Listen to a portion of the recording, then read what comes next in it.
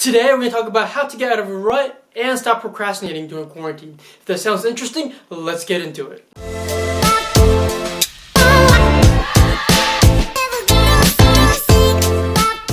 Last time we used focus triggers to be productive, but this time we're going to use a method that is far more effective. When most people think of goals, they try to associate it with pleasure, meaning they say, oh, I'm going to build that company so that I can get a Lamborghini or a big house. But the issue with that is not good enough for it to motivate you. What you have to do is you have to use pain to make yourself motivated.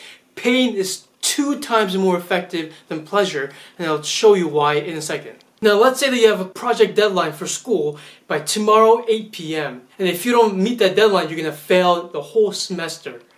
Now what is that going to make you do?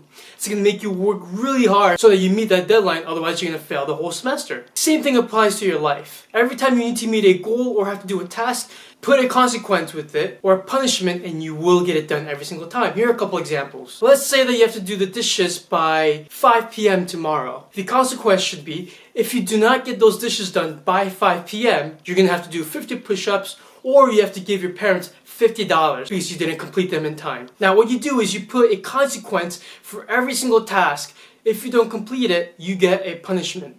If you do this every single time, you do this with your accountability partner, holds you accountable, you will get things done and you'll be so much more productive, I promise you. One tip I have for you is you have to make the punishment automatic. That means you need to make it automatic so that as soon as that deadline is passed and you haven't done it, the punishment's carried out without you having to do anything. Regardless of what you think or what you do, it just happens. Meaning, let's say that you have to do the dishes by tonight by 7 p.m. but you forgot to do it. Well, guess what? How about you give your accountability partner, let's say your dad, money, let's say $50 every time you don't do them by 7 p.m. What you do is you give your parents your credit card number or your debit card information and then they check at 7 p.m. if you did it. If you didn't, boom, $50 just left your account. And every single time that happens, you will start moving. If it's automatic, you have no choice. You have to get it done. Now let's talk about the 4 levels of accountability. The 4 levels of accountability are social, public, professional, and leveraging pain. Social accountability is when you use your friends, coworkers, and classmates for your accountability. Public accountability is when you are held accountable by a large group of people. That could be your whole classroom, an entire sports team, all your employees, all your coworkers, your whole family, and so on. Professional accountability is the highest and most advanced level of accountability that there is.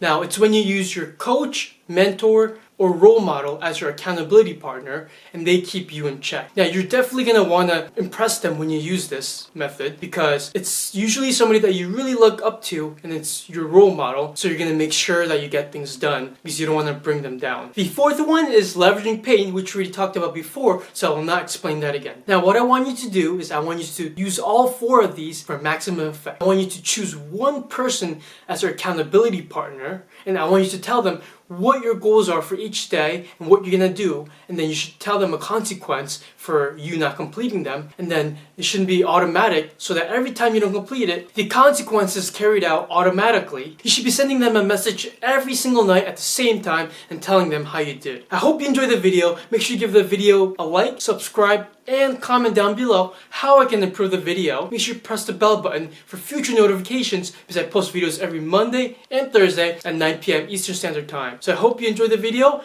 Make sure you take action and I'll see you in the next one.